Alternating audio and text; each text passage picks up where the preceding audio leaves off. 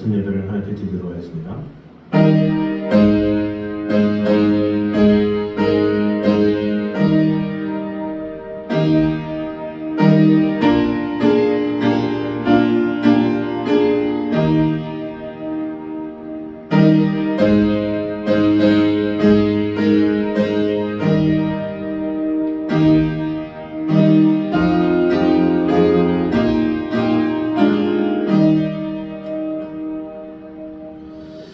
좋은 땅에 있다는 것은 착하고 좋은 마음으로 말씀을 듣고 지키어 인내로 결실하는 자니라.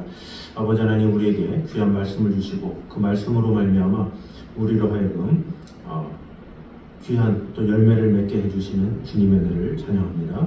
오늘도 하나님의 귀한 말씀으로 우리를 세워주시고 함께하여 주셔서 하나님의 말씀이 우리의 삶을 새롭게 하여 주시고 하나님만을 바라보게 하여 주시고 아버지 하나님께서 우리와 언제나 함께 하심을 경험하며 나아가는 귀한 시간 되게 하여 주시옵소서. 예수님의 이름으로 기도드립니다. 아멘. 찬송가 321장 찬양하겠습니다.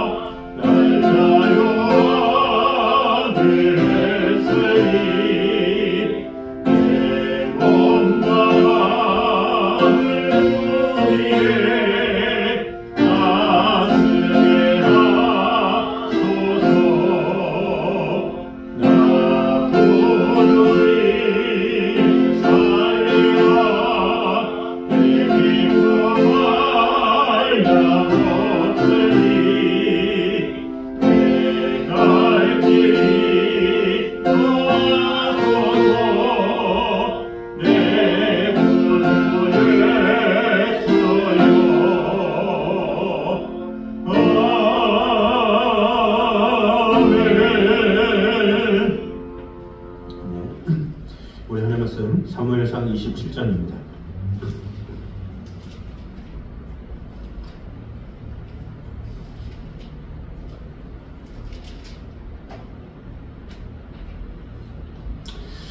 사무엘상 27장 1절에서 4절까지 말씀입니다.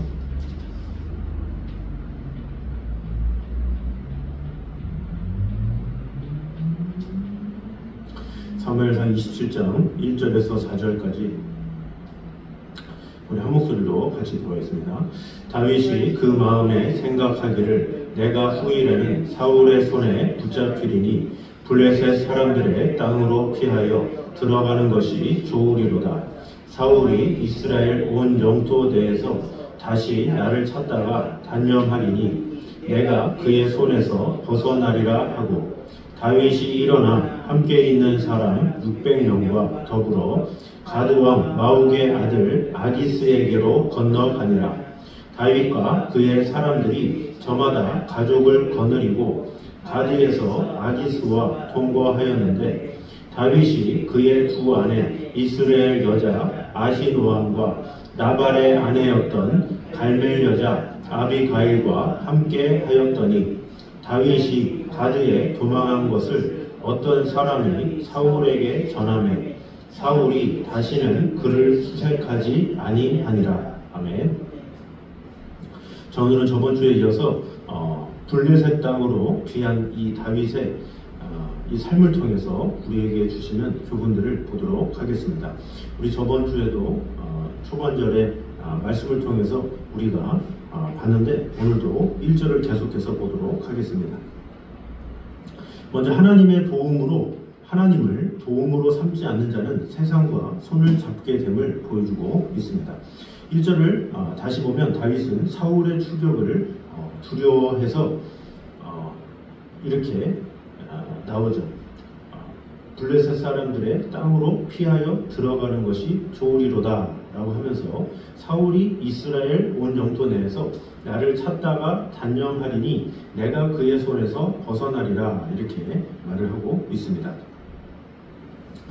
사울의 추격을 두려워했기 때문에 블레셋 사람의 땅으로 피하는 것이 상책이다 이야기한 것이죠. 그리고 2절에 보면 그 계획을 실행에 옮긴 것을 볼 수가 있습니다. 2절에 다윗이 일어나 함께 있는 사람 600명과 더불어 가드왕 마옥의 아들 아기스에게로 건너가니라 이렇게 이야기를 합니다. 사실 다윗은 혼자만이 아니라 600명이 함께 있었다라고 하면 사실은 블레셋은 원수임에도 불구하고 그 600명이 다 같이 움직인다 쉽지 않죠. 그만큼 이 다윗의 마음이 또 결심이 아주 굳건했음을 볼 수가 있습니다. 인간적인 측면에서 볼 때 이런 행동은 당시 다윗으로서는 매우 불가피한 선택이었다고 할 수는 있습니다.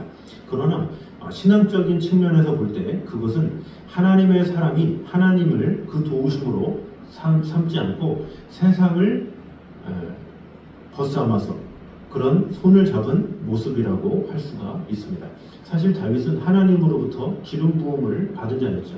그래서 하나님의 사람이었고 그래서 항상 모든 일에 항상 하나님께 물어보고 또 하나님께 도움을 구하면서 살던 사람이었습니다. 그런데 지금 이 순간에는 사울이 자신을 쫓고 있고 자신이 고난 가운데 있다고 해서 지금 어떤 하나님께 손을 잡은 것이 아니라 오히려 이 세상에 그것도 블레셋의 손을 잡은 것을 볼 수가 있습니다. 그는 한때 블레셋의 용사인 골리앗을 단번에 쓰러뜨린 사람이었습니다. 그런 그가 사울 한 사람을 두려워해서 그것도 원수의 민족인 블레셋에 망명하고자 했다라는 것은 지금까지 그를 돕고 인도해 주신 하나님의 도우심을 구하기보다는 다른 것을 의지한, 즉 세상을 의지한 것이라고 볼 수가 있습니다. 이것은 무엇을 말합니까? 하나님의 사람이 하나님 외에 세상과 손을 잡으면 이 하나님으로부터 말미암는 축복과 은혜를 누릴 수 없다는 것이죠. 하나님은 우리에게 온전함을 원하십니다. 어떤 상황에서도 주님만을 따르길 원하시죠. 그런데 하나님께 손을 내밀지 아니하고 세상에 손을 내밀었을 때 어떻게 되겠습니까? 하나님의 도우심과 하나님의 은혜가 있어야 우리는 살 수가 있는데 하나님 외에 다른 세상에 손을 내밀고 또한 그가 세상 사람도 아니고 하나님의 사람인데 세상에 손을 내밀면 그의 결과는 어떻겠습니까? 물론 다윗은 후일 블레셋 사람들의 편에 가담해서 이 동족 이스라엘을 치러 가야 할 상황까지 처했습니다. 그러나 다행히도 그때 하나님의 간섭하심으로 인해서 다윗이 동족을 상대하여 싸우는 일이 일어나지 않았지만 만일 이때 그가 블레셋의 편에 서서 이스라엘과 싸우게 되었다면 어떻게 됐겠습니까? 하나님의 백성과 원수가 되고 하나님으로부터 당연히 버림을 받을 수밖에 없었죠. 그리고 이후에 어떻게 되었습니까? 사무엘상 30장 1절에서 5절에 보면 이 일로 인해서 시글라 성을 비운 사이에 아말렉의 공격으로 자녀와 여자들을 잃음으로 그를 따르는 무리들로부터 돌에 맞아 죽을 뻔한 위기에 처한 다윗이 나와 있습니다. 이렇게 성도가 하나님을 의지하지 아니하고 세상을 의지하려 하고 적당히 타협하려 하면 파멸에 이를 수밖에 없습니다. 그러므로 하나님만을 온전히 의지하고 그분의 도우심을 받아 생명과 영혼을 지켜나가는 것, 그것이 우리에게는 필요합니다. 사실 다윗은 하나님의 도우심을 입고 행하던 시절에 이런 고백을 했습니다. 시편 28편 7절에 보면 여호와는 나의 힘과 나의 방패시니 내 마음이 저를 의지하여 도움을 얻었도다. 그러므로 내 마음이 크게 기뻐하며 내 노래로 저를 찬송하리로다. 이렇게 고백했습니다. 사실 다윗이 이 노래 내용처럼 하나님을 의지했을 때 한 번도 하나님의 도우심을 받지 못한 적이 없었습니다. 그러므로 다윗의 이 노래가 우리의 노래가 되어서 하나님만을 의지하며 하나님께 피할 때 진정한 평안과 화평이 있다는 것을 꼭 기억하므로 어떠한 고난과 환난이 있다 할지라도 세상에 고개를 돌리는 것이 아니라 하나님께만 마음을 향하는 저와 여러분 되시기를 주님의 이름으로 축원합니다. 두 번째는 그릇된 생각은 그릇된 행동을 낳게 됨을 보여주고 있습니다. 다시 1절을 보면 다윗은 사울의 추격을 피하여 블레셋으로 이 망명하기를 결심한 내용이 나옵니다. 다윗의 이러한 결심은 비록 사울의 추격이라는 다급한 상황에서 이루어진 것이지만 한편으로는 매우 경솔한 일이다라고 할 수가 있습니다. 사실 우리가 다윗을 생각할 때에 가장 빼어놓을 수 없는 사건이 바로 다윗이 블레셋의 전쟁에서 승리한 사건이죠. 그래서 주일학교 때부터 가장 기억나는 것이 사무엘상 17장의 골리앗을 넘어뜨린 내용입니다. 사사시대 이후에 블레셋은 줄곧 이스라엘의 숙적이었으며 또한 최강의 대적이었습니다. 삼손이라는 엄청난 힘을 가진 사사가 일어나서 블레셋 사람들을 수없이 도륙했지만 끝내는 그들을 멸망시키지 못했으며 오히려 그들에게 사로잡혀서 온갖 치욕을 당하기까지 했습니다. 사무엘 선지자 활동 말기에 이스라엘 백성들에게 왕을 세워달라고 요청하죠. 근데 그 왕을 세워달라는 요청이 어디서 나왔냐? 블레셋 민족을 통해서 자신들이 도저히 견딜 수 없기 때문에 하나님 우리에게 좀 왕을 세워주셔서 이 블레셋 민족에게서 우리를 벗어나게 해주시옵소서, 이런 간절함으로 왕을 구한 것이라고 볼 수가 있습니다. 그들은 온 민족을 주업할 만한 강한 왕이 나와서 블레셋을 물리쳐 주기를 간절히 바랬기 때문에 그런 소원을 한 것입니다. 이런 백성들의 영혼을 안고 이스라엘의 초대 왕으로 선출된 사울도 어땠습니까? 이 블레셋의 영향력에서 벗어날 수가 없었죠. 사무엘상 17장에도 다윗이 없었으면 어떻게 할 수도 없었고 그 이후에도 계속되는 블레셋의 공격으로 인해서 이렇게도 저렇게도 할 수 없었던 것이 바로 사울이었습니다. 사실 처음에 이 몇 번의 승전으로 블레셋인들에 대한 극단적인 두려움을 씻어낼 수는 있었지만 사울라 역시 블레셋을 물리칠 만한 제목이 아니었죠. 그래서 하나님께서 기름 부은 게 바로 다윗이다라는 거죠. 그럼 다윗이 해야 될 일은 무엇입니까? 왕으로서 그 이후의 일들을 하지만 그 무엇보다 중요한 것은 그 이스라엘 민족의 적인 블레셋을 멸하는 것, 그것이 바로 다윗의 사명이라고 볼 수가 있습니다. 사실 그는 사무엘을 통해 차기 이스라엘의 왕으로 기름 부음을 받은 다음에 전쟁에 나가서 골리앗을 단번에 쓰러뜨림으로 인해서 진정한 블레셋의 정복자임을 나타냈습니다. 그 후로도 그는 블레셋과의 전쟁에 앞장서서 달려나갔고 그때마다 물리쳐 승리한 것을 볼 수가 있습니다. 그런데 이렇게 블레셋을 정복할 사명을 가진 다윗이 블레셋에 망명할 결심을 지금 하고 있다는 사실이 오늘 본문에 나와 있습니다. 이것은 참으로 어이없는 일이며 상식적으로 볼 때 말도 안 되는 일이라고 볼 수가 있습니다. 이것은 아마도 다윗과 함께했던 자들은 물론 그를 추적했던 사울의 세력도 또한 블레셋 족속조차도 전혀 생각하지 못한 일이라고 할 수가 있습니다. 그러나 실제로 다윗은 블레셋의 가드 땅으로 망명하고 말았습니다. 이 사실은 무엇을 알려줍니까? 그릇된 생각은 결국엔 그릇된 행동을 낳을 수밖에 없다라는 거죠. 이 사람의 생각이 어떠하냐에 따라서 그 행동이 그에 따르는데 이 다윗은 처음 생각부터 잘못된 생각, 자신의 안전만을 생각한 잘못된 생각으로 인해서 잘못된 행동을 낳게 되었다라는 것입니다. 다윗이 블레셋 가드 땅으로 망명한 것은 어느 누구의 의견이 아니라 자기 스스로의 선택에 따른 것이었습니다. 그는 당시에 사울에게서 받는 어려움만을 생각했습니다.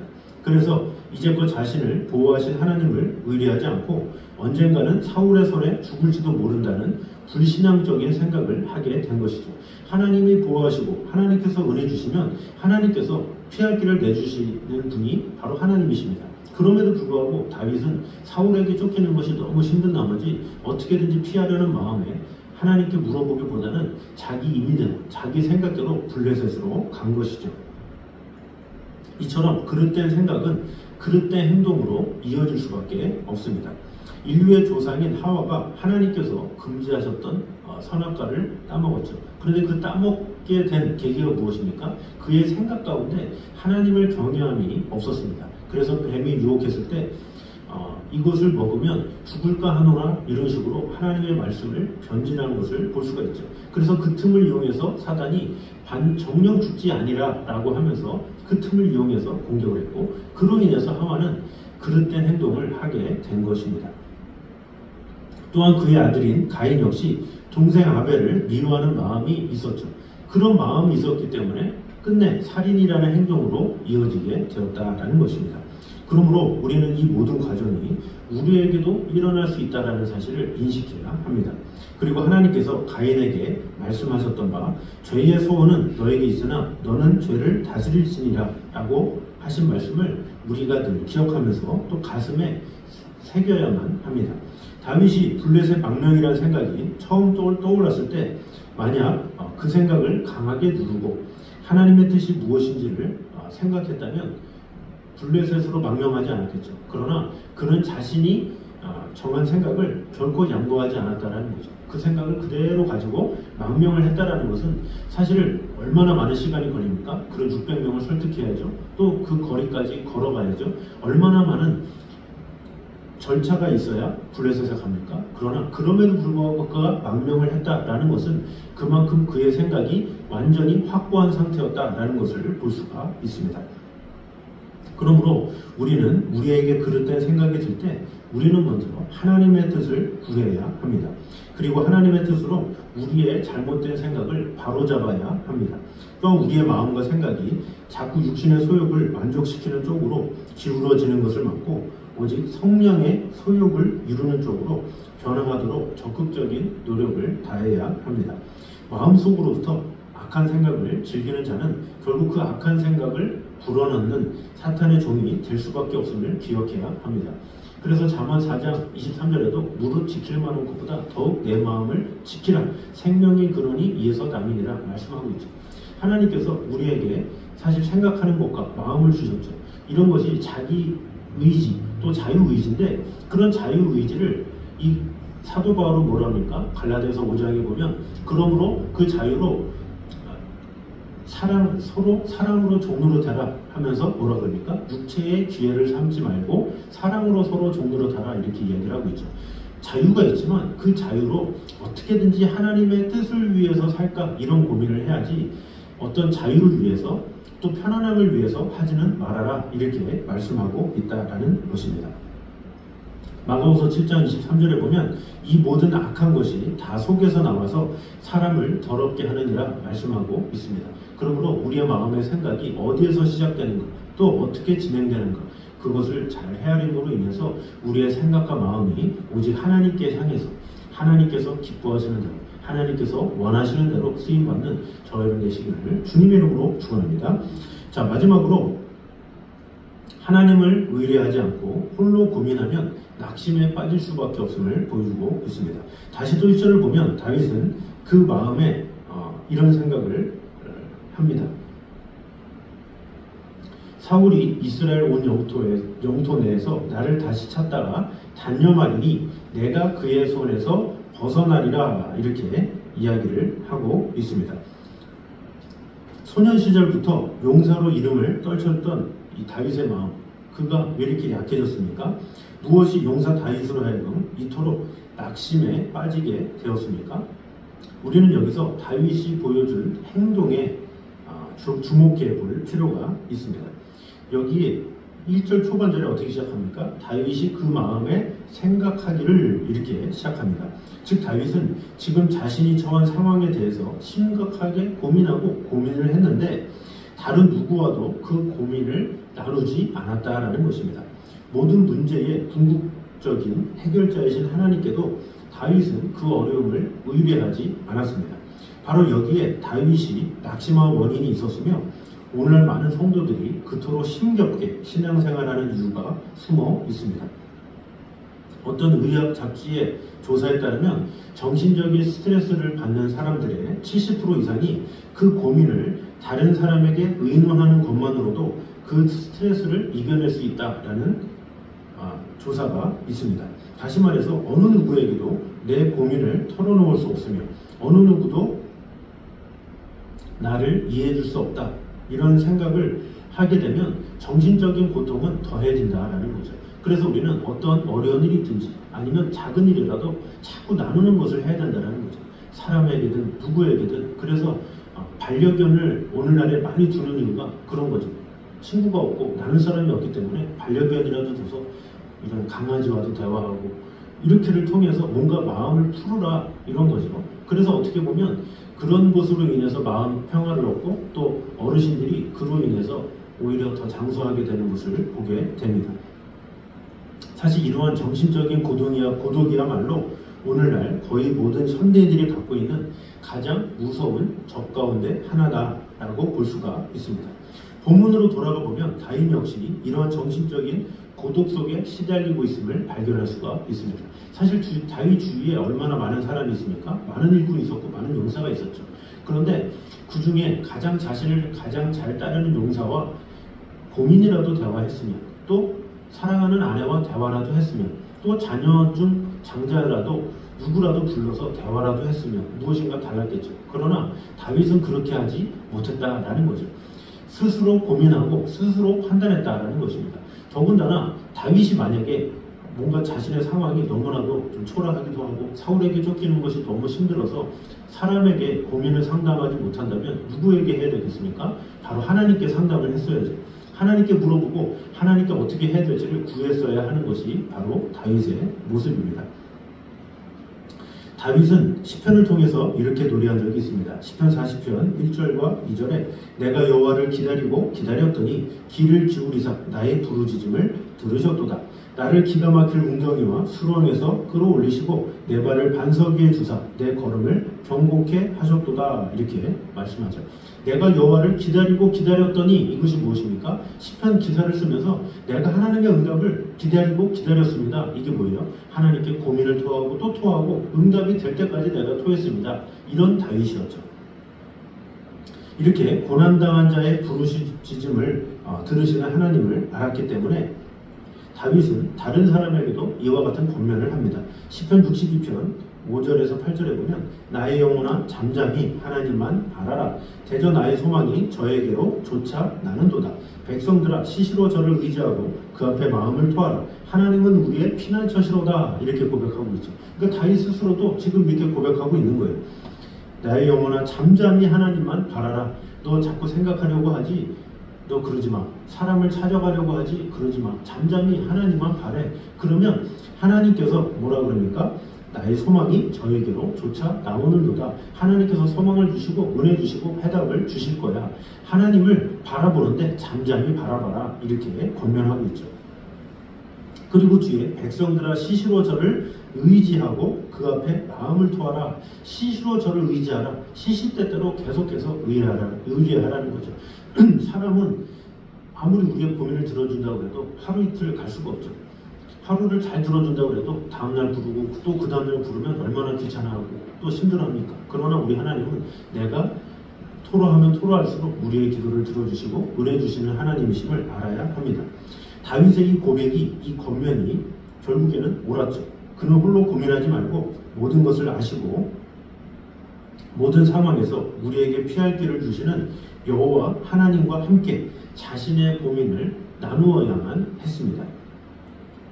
그러나 그는 이것을 잊어버리고 모든 고민과 어려움을 홀로 끌어안으려 했었고 그로 인해서 낙심하고 절망할 수밖에 없었던 것입니다. 믿음의 사람조차도 하나님과의 대화가 단절되고 하나님께 물어보고 나누는 것이 단절되면 괴롭고 어렵고 또 고난에 처할 수밖에 없다라는 것이죠. 그래서 우리 모두는 다 연약한 존재임을 꼭 기억하므로 어떠한 상황에서도 하나님께 아뢰며 하나님께 해답을 얻으며 하나님의 은혜 가운데 거하게 됨으로 말미암아 하나님은 우리의 고민을 듣기 원하시고 또한 그 고민을 당신의 힘으로 해결해 주시기를 원하신다는 것을 꼭 기억하므로 하나님은 우리가 손을 먼저 내밀기 원하시고 우리가 마음을 토하기 원하시고 우리가 부르짖기를 원하신다는 사실을 꼭 기억하므로 어떠한 상황에서든지 어떠한 고민이든지 어떤 어려움이든지 사람보다 하나님을 찾아가고 하나님만을 예배하고 하나님만을 바라보므로 참된 힘을 얻고 참된 안식을 얻고 참된 어떤 어려운 상황 가운데서도 참된 결론을 얻는 저와 여러분 되시기를 주님의 이름으로 축원합니다. 기도하겠습니다. 내 짐을 여호와께 맡겨버리라. 너를 붙드시고 의인의 요동함을 영영히 허락치 아니하시리로다. 아무것도 염려하지 말고 다만 모든 일에 기도함으로 너희 구할 것을 감사함으로 하나님께 아뢰라. 그리하면 모든 지각에 뛰어난 하나님의 평강이 그리스도 예수 안에서 너희 마음과 생각을 지키시리라 말씀하고 있습니다. 아버지 하나님, 이 다윗의 잘못된 생각, 그로 인해서 그는 하나님보다는 세상을 의뢰한 것을 보게 됩니다. 또한 그는 그의 삶 가운데 그릇된 생각을 한 번 함으로 인해서 그릇된 행동까지 간 것을 보게 됩니다. 우리가 어떤 생각을 하느냐가 중요한데 하나님 중심의 생각을 하지 않을 때 하나님께서 주신 마음을 갖지 않을 때 우리는 그릇된 행동, 그릇된 결과가 온다라는 사실을 꼭 기억하므로 하나님께서 내게 주신 은혜대로 온전히 행하기에 부족함이 없도록 주님 언제나 함께하여 주시옵소서. 또한 하나님을 의뢰하지 않고 홀로 고민하게 되면 낙심에 빠질 수밖에 없음을 오늘 보게 되었습니다. 우리에게 어떤 고난과 어려움이 있을 때에 우리는 그 무엇보다 하나님께 물어보며 하나님으로부터 말미암아 참된 위로를 얻는 그런 성도들이 되게 하여 주시옵소서. 그럴 때 참된 해답을 얻고 참된 승리를 얻게 된다는 사실을 꼭 기억하므로 앞으로도 어떠하든지 하나님께서 주실 은혜를 늘 바라보며 나의 영혼이 잠잠히 하나님만 바라라. 나의 소망이 저에게서 나오는도다 하신 말씀을 꼭 기억하면서 하나님의 응답이 더디다 할지라도 내가 여호와를 기다리고 기다렸더니 라고 고백한 다윗의 고백처럼 하나님의 응답을 기다리고 기다리며 그 응답을 통해서 참된 해답을 얻고 참된 안식을 얻는 우리 성도들이 되게 하여 주시옵소서. 예수님의 이름으로 기도드립니다. 아멘. 우리 찬송가 460장 찬양하겠습니다.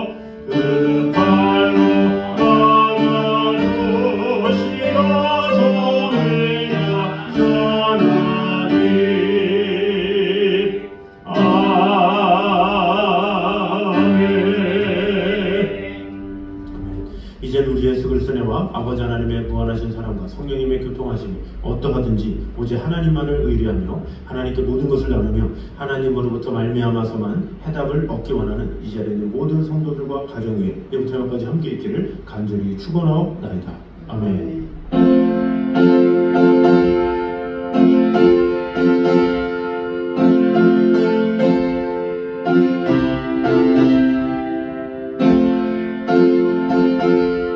아멘.